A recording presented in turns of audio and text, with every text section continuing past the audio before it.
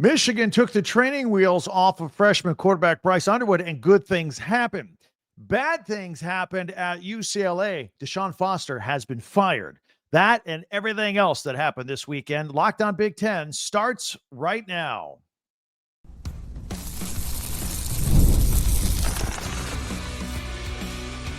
You are Locked On Big Ten, your daily podcast on the Big Ten Conference. Part of the Locked On Podcast Network, your team every day. Welcome to Locked On Big Ten. I'm Craig Sheeman, 40 years as a sports talk show host and play-by-play announcer, and I want to thank you for making us your first listen each and every day. We are free and available wherever you get your podcast and on YouTube, part of the Locked On Podcast Network, your team every day. Hit that free subscribe button down below. That way you'll never miss a single episode. And if you could, share, follow, and like, that helps us out too. And you know you can hype our YouTube videos as well. Today's episode is brought to you by FanDuel. Football season is here. Visit the FanDuel app today and start planning your futures bets right now. So the expectations for Bryce Underwood just increased at Michigan. The DeShaun Foster era at UCLA lasted just 15 games. And we'll have our top 10 Big Ten observations from the entire weekend, see if my picks matched yours. But first, I do want to discuss the development of Michigan quarterback Bryce Underwood following his Week 3 performance versus Central Michigan and what this means for the Wolverines moving forward. But first, UCLA fired its football coach DeShaun Foster after just 3 games into his second season.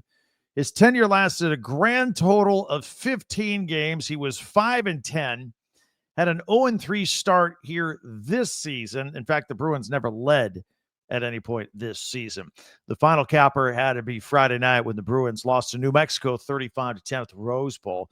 Tim Skipper was a special assistant to Foster, and he has been elevated to interim head coach for the remainder of this season. He was once an interim head coach at Fresno State, so he's been in this situation before. And he will lead the Bruins into their first Big Ten game of the season when they hit the road to take on Northwestern on Saturday before hosting second-ranked Penn State on October 4th. We'll have more on this developing story in a separate Locked On Big Ten podcast. You can find it on our Locked On Big Ten channel. We'll have that in addition to today's podcast as well. So meanwhile, let's talk a little bit about this past weekend as a whole. And let's start off with Michigan for a moment. They beat Central Michigan handily, 63-3. They took the training wheels off of freshman quarterback Bryce Underwood, and the kid just turned 18 last month. And I think they've been easing him into big boy football, maybe a little too much, too simplified, if you will, up until this point. Of course, he had his collegiate debut against New Mexico a couple of weeks ago. He was 21-31 for 251 yards and a touchdown. That's good for a true freshman anywhere. That's a good first game. He ran twice for -5 yards and just executed a simple game plan and won. Again, not bad for a freshman. Not bad at all. He had the Week 2 game, which was pretty tough for anybody, whether you're a senior or a freshman, to go into Oklahoma and try and win that game. And the Wolverines really simplified that offensive attack. And of course, look, the Sooners defense did a great job of pinching Underwood in. He completed just 9 passes on the night, 9 of 24, no touchdowns, carried 3 times for a -1 yard. And the Wolverines were overmatched and they lost the game. And again, the Oklahoma defense had just as much to do with that with Underwood. But then you get an opponent like Central Michigan, you're at home. It's like, all right, let's see what the kid can do. He's got his feet wet. Let's open it up a little bit. Take the training wheels off. And they did. And he answered. He threw for 235 yards and a touchdown, and then he ran for 114 yards and 2 more touchdowns. And he had a few more chunk plays, threw the ball downfield a little bit more. Samaj Morgan had a 32-yard touchdown in that game. And after the game, he said that he had noticed on film the previous couple of weeks, look, he thinks he could make a bigger difference with his legs. Well, yeah, we're all watching it thinking the same thing. So, but he never really took off out of the pocket in the first 2 games. And look, he's not the fastest runner in the world. I mean, but he runs with power. He runs with power. And while he's the present and the future a quarterback in Ann Arbor, there are 2 reasons that the Wolverines have been pretty conservative on how they have used him so far. Now, we already mentioned the first part. Like, they're just kind of getting a freshman, getting his feet wet and all that. However, the other one is Michigan's quarterback room. It's thin. If anything happens to Underwood, I mean, putting him at risk with too many running plays and having him take hits in the pocket on longer throws, it's a high risk, high reward proposition. Mikey Keene was the veteran transfer that came in. He was supposed to help out, but he's been hurt since his arrival, and he's been behind schedule ever since. Jake Garcia got in on the blowout on Saturday, handed the ball off, took a knee, final few plays, all that ran out the clock. Hayden Davis, or I should say, that was pretty much the game plan. I think just kind of keep things simple, and that's what they did with Garcia at quarterback there. And if there were anything to happen to Underwood, there's nobody else that could jump in there. They'll be in a worse predicament than they were last year with the quarterback situation.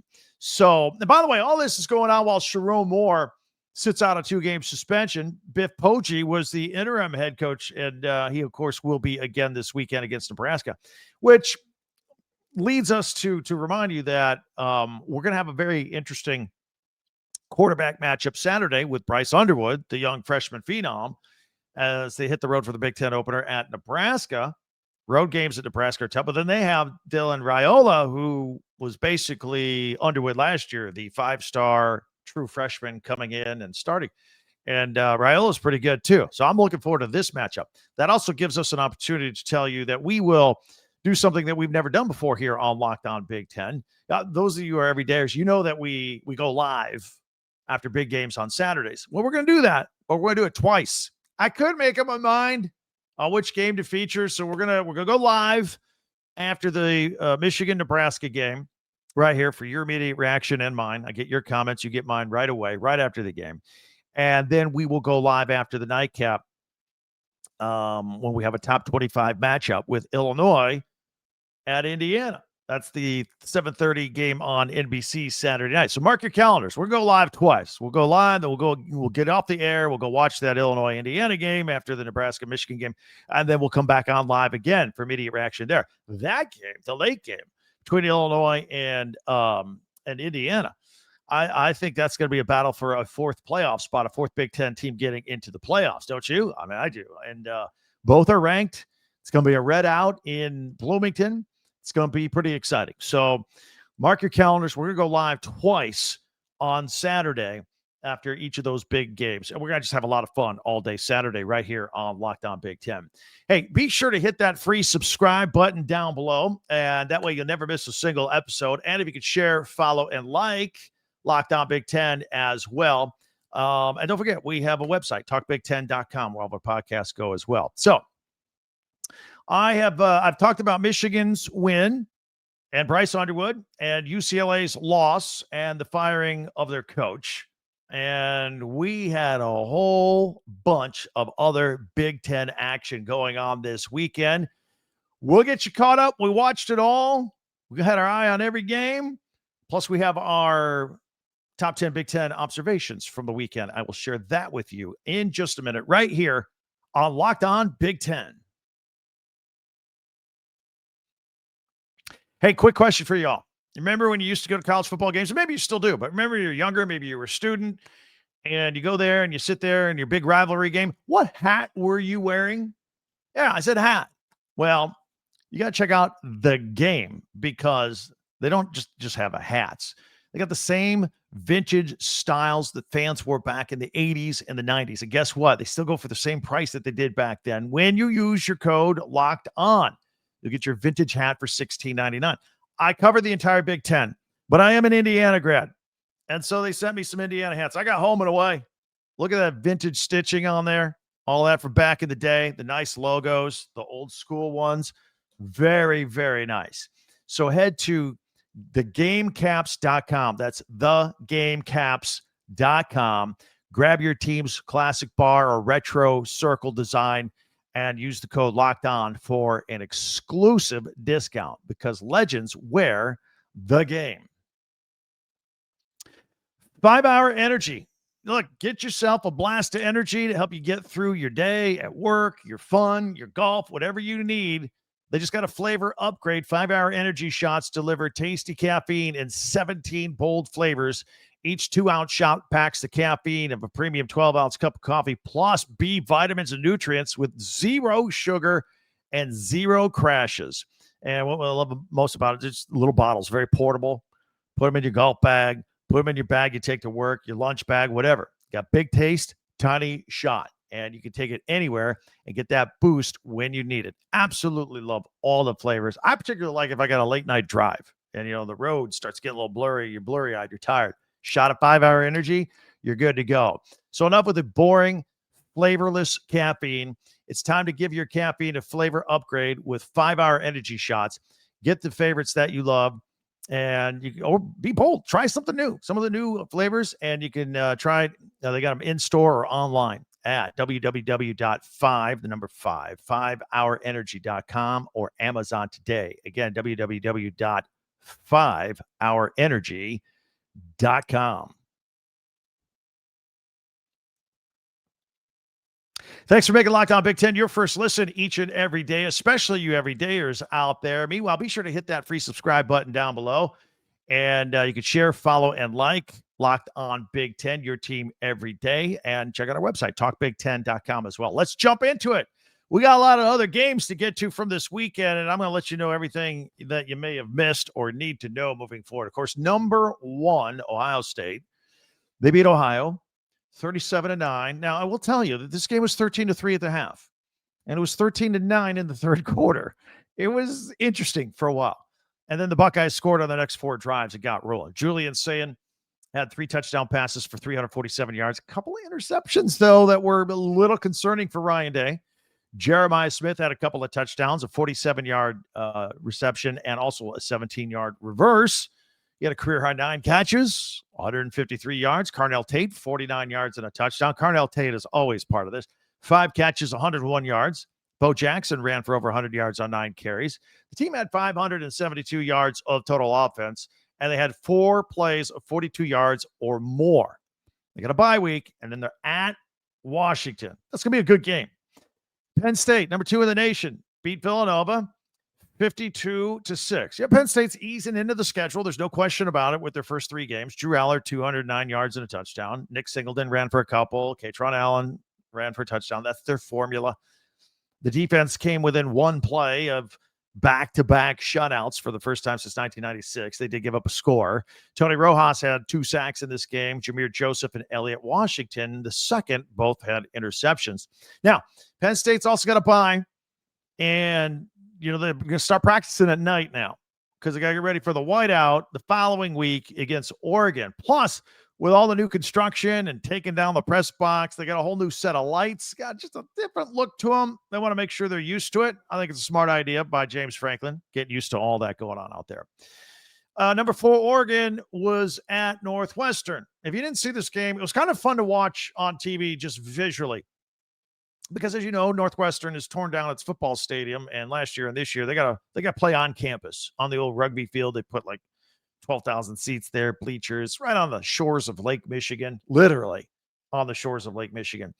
And then there was another interesting thing about this game. This is the big noon kickoff on Fox. Well, noon Eastern is 9 a.m. Oregon time. Not only the fans had to get up early, but body clock. This was an early day for the players. And I wondered aloud on our podcast last week, would they be sleepwalking at all? Would they be sluggish in the beginning? And they were. They kind of looked like they were going through the motions.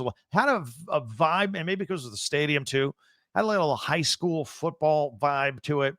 Much different atmosphere than Autzen Stadium. Dante Moore did complete 16 of 20 passes for 178 yards and a touchdown. The team combined to rush for 176 yards. Bryce Betcher got an interception. Jerry Mixon got an interception, and they were able to get the job done. 34-14 at Northwestern. Meanwhile, number 9, Illinois. They beat Western Michigan 38-0. However, this game was 10-0 at the half, and Western Illinois was getting ready to march in at the end of the half. So shout out to the Illinois defense because they stopped Western Michigan on consecutive plays from the 1-yard line to preserve the first half shutout. Luke Allmeyer threw for a couple of touchdowns. In fact, Brett Bielema apparently went off on this team because they were only up 10-0, and it could have been 10-7. He went off on his team, and he smashed his hand on the chalkboard. Got to get it looked at. Kagan Fegan rushed for 100 yards and a touchdown. Hank Beatty, we like to promote Hank Beatty, 6 more catches, just 53 yards, but he did have a score. Again, Illinois has a big game at Indiana Saturday night. That's one of 2 games. We're going to go live after here on Locked On Big Ten on Saturday. Mark your calendars. That's a big one. The winner's on the inside track of getting into the playoffs. The loser's going to have some work to do. Speaking of work to do, Wisconsin, I'm almost speechless. I don't have much to say. I mean, they haven't looked right. They had to go into Alabama to finish off the home and home with Alabama. They lose 38-14. Combined, the last 2 years against Alabama, they've lost 80-24. Danny O'Neal was in there for Billy Edwards Jr., quarterback. He threw 2 interceptions. Jaden Balliard's 41-yard touchdown reception, I think, was pretty much the lone big highlight. And the Badgers defense gave up. We remember we were asking before the game. The Badgers had some good defense in the first couple of games, even had a shutout. But, look who they were playing, that kind of thing. So let's see if they're for real. They gave up 382 yards passing to Ty Simpson. Although Ty Simpson, he does not throw many incomplete passes. So that may have been part of it as well. Also, Nebraska, wearing the all reds for the first time since 1986, took on Houston Christian. It's not a school they should be playing. It was filling the schedule. Houston Christian picks up an FCS school, picks up a $500,000 check to play the game. Nebraska wins 59-7. Nebraska scored on its first full 8 possessions of the game. Dylan Raiola 222 yards and 2 touchdowns. Emmett Johnson scored 2 touchdowns. There was a fumble return for a touchdown for the first time since 2020 for the Huskers. Backup quarterback TJ Lateef hooked up with Cortez Mills Jr. on a 62-yard score. That was fun. Mills Jr. had 3 catches for 98 yards. Dane Key, the transfer from Kentucky, had 4 catches, 104 yards, and a 39-yard touchdown. Maryland taking on Towson, beat them 44-17. Towson is Mike Loxley's alma mater. Maryland is 3-0. It's a team that won 4 games last year. I have told you, I know we spent time earlier talking about Bryce Underwood. Malik Washington, I've been saying this also, is another freshman quarterback you need to pay attention to. He's the real deal. He threw a touchdown, ran for another. He's not been sacked in 3 games. That's pretty heady for a freshman quarterback as well. Octavian Smith Jr. had 4 catches, 103 yards. Maryland, by the way, has won 18 straight non-conference games. That's the longest streak. It continues again. Longest in FBS. There was Lachie Rowland. Had the 100-yard pick 6 coast to coast for the touchdown. That was pretty cool. That might have made our top 10 observations of the weekend. Check out the end of the podcast for that. Just a little teaser. Rutgers beat Norfolk State 60-10. Ethan Kaliak-Manis, 309 yards and a touchdown. By the way, Dino Kaliak-Manis scored a touchdown in this game. Antoine Raymond rushed for 79 yards and 2 touchdowns. KJ Duff, 6 catches, 119 yards. Rutgers has scored 139 points in 3 games so far this year. They're explosive. By the way, their leading wide receiver, Ian Strong, did not play in that game. Michigan State with a win over Youngstown State. Michigan State's 3-0. Quality win over Boston College the previous week. 41-24 over Youngstown State. Aiden Giles, 22 of 29, 270 yards and a touchdown. Ran for 76 yards. Jonathan Smith is the first Spartans coach to start his first 2 seasons with back-to-back 3-0 starts. All right. Nick Marsh, 6 catches, 94 yards, but he was seen in the second quarter with his knee wrapped, and then he didn't return back to the field or the sidelines in the second half. So maybe we'll learn more about that today. Keep your eye on that, Spartans fan. That's not good. In fact, it was a rough game because offensive lineman Luka Vincents and Connor Moore and running back Mekhi Frazier were all injured in the game. Morion Smith had an interception for the Spartans. Hey, how about that USC Purdue game? I kind of had you on upset alert, see how Purdue would do. And then that game at Purdue started with a 3-hour and 5-minute rain delay right before they get ready to start. Lightning bolts were coming down at West Lafayette. Everybody had to vacate. They come back in 3 hours later. Any advantage Purdue would have had for an earlier time, that was wasted because the game was 3 hours later than it was supposed to be. 33-17, USC wins. USC's first win in the Eastern time zone since September of 2012. How about that fun fact Jacoby Lane had 3 catches, 115 yards. Defense had 5 sacks and intercepted quarterback Ryan Brown 3 times. Bishop Fitzgerald had 2 interceptions, but Jamal Jarrett had an interception and returned it 70 yards for a touchdown. Who's Jamal Jarrett? Just a 360-pound defensive tackle going the distance. That might have made our top 10 list as well. There you got 2 of the 10. How much more can I tease? Iowa beat UMass 47-7. Congratulations, KIRK Ferentz. Win 206. Passes Ohio State legend Woody Hayes for the all-time Big Ten wins total. Mark Gronowski passed for 2 touchdowns and ran for another. Iowa had 5 sacks and 11 tackles for loss. And if you stayed up late Saturday night, or if you didn't, Minnesota came up short at Cal. 27-14 was the final score. No Darius Taylor. And Le'Meke Brockington had 8 grabs for 106 yards. It was a tough day for the Minnesota Golden Gophers. Don't forget, Friday. We got this weekend started on Friday. Did you see the Indiana Hoosiers put up 73 points against Indiana State? Yeah, they covered. I think it was 46.5. They covered 73-0.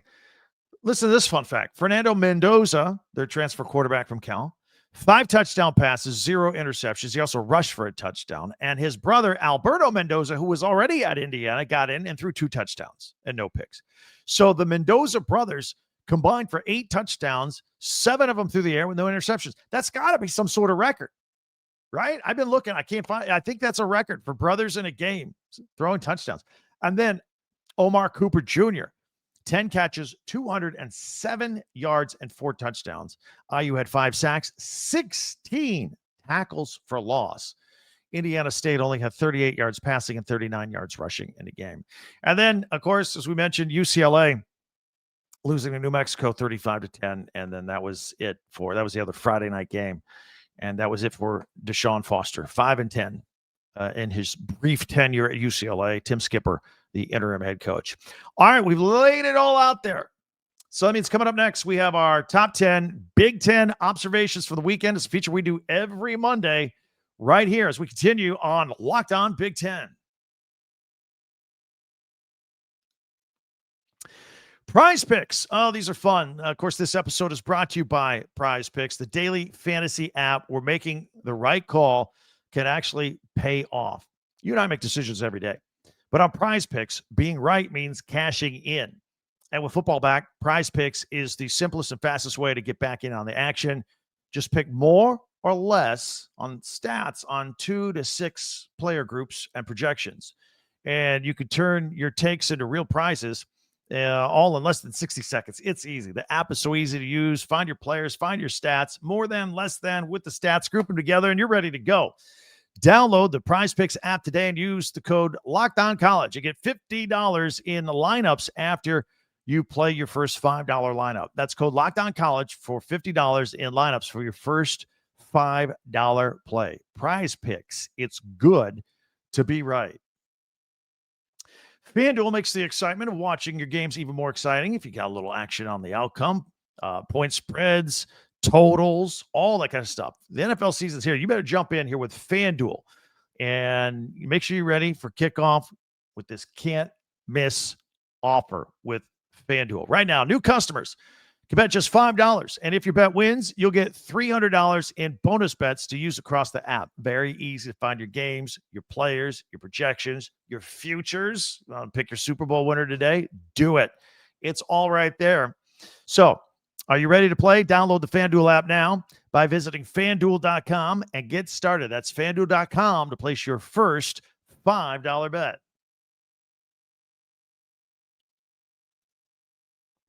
Thanks for checking us out here on Locked On Big Ten, and thanks for making us your first listen each and every day. It is time for our weekly feature that we do on Mondays, our top 10 Big Ten observations of the week. I'm going to put them on full screen. If you're audio only, and by the way, we are available on audio, Spotify, Apple, wherever you get your audio podcasts, we're there as well. So let's go full screen with it here. We'll start out. I'm going to put on this list Rutgers offense. I mentioned a moment ago, 139 points in 3 games after their 60-10 win this weekend over Norfolk State. All right, what else we got here on our big list? At number 9, wanted to mention Maryland's Lakai Rowland for his 100-yard pick-6 touchdown versus Towson this weekend. That was spectacular. He had one key block, and he was gone. How about the Nebraska defense making our list? The first fumble return that they've ever had on defense since 2020. I like to give defensive stats out here at our top 10. It's really easy to just say this quarterback threw these touchdowns and all that. So when the defense does cool stuff, I like to mention it. For example, the Illinois defense, I'm mentioning that here for their goal line stand versus Western Michigan, making 2 stops at the 1-yard line at the end of the half to preserve the shutout at the half, and they ended up getting the shutout for the entire game. All right, that's always pretty cool. So another defensive shout out. How about let's go back to offense here. Omar Cooper Jr., 10 catches, 207 yards, and 4 touchdowns for the Hoosiers against Indiana State. Pretty good. All right, next, the Mendoza brothers. Got to put them on here. Both of them. Fernando Mendoza and his brother all getting in there. What did I say? 7 passing touchdowns, 8 total. That's phenomenal. Absolutely phenomenal. And number 4, I got a couple here for USC. First of all, Jamal Jarrett. I probably should put this higher. I mean, when you got a 360-pound defensive tackle rolling on an interception return for a touchdown, I should have put that higher. I should have made that 3. Instead, I put his teammate 3, Bishop Fitzgerald, because he had not 1, but 2 interceptions in that game against Purdue this weekend. So I wanted to give them both a shout out on this podcast on our top 10 Big Ten observations from the weekend. All right, what else we got here? How about number 2, Jeremiah Smith, the career high 9 catches, 153 yards, a couple of touchdowns, 1 receiving, 1 running on a reverse. He is a weapon, no question. And then at number 1, let's give it up for KIRK FERENTZ, the head coach of the Iowa Hawkeyes. That's right, win number 206. He is the winningest Big Ten coach of all time, passing Ohio State legend Woody Hayes. And as KIRK FERENTZ says, I never set out to break that record. He said, I never even set out to be a coach. He said, I just, you work hard and good things happen. And that's basically what I would expect KIRK FERENTZ to say. He's really not going to dwell on that too much. But obviously, he leads our top 10 Big Ten observations from the weekend. Congratulations there for that mark as well. All right. Stay tuned for the latest daily. We're here daily. I know I talk about how we're live on Saturdays, but we're here every day. Tell your friends about us. We're here every day. All 18 teams, Big Ten, audio or video. We do all the news, the analysis of that news. We're not afraid to give an opinion of that news. We do it right here. All right. And you can interact with me at Twitter or X at TalkBig10. Don't forget our website, talkbig10.com. And be sure to hit that subscribe button before you go. Subscribe. That way you'll never miss a single episode. And by the way, you can also go back and check out the previous podcast from over the weekend if you missed all that. And in another big moment for Locked On, college football fans, Locked On and Fire TV present the college football kickoff, your ultimate college football weekly preview. Drake Toll from Locked On Big 12. He leads the conversation along 2-time AP Coach of the Year, Gary Patterson, and former college star Jesse Hawley, and Locked On's local experts. College football preview only Locked On can do. So catch the college football kickoff every Thursday throughout the season only on Fire TV.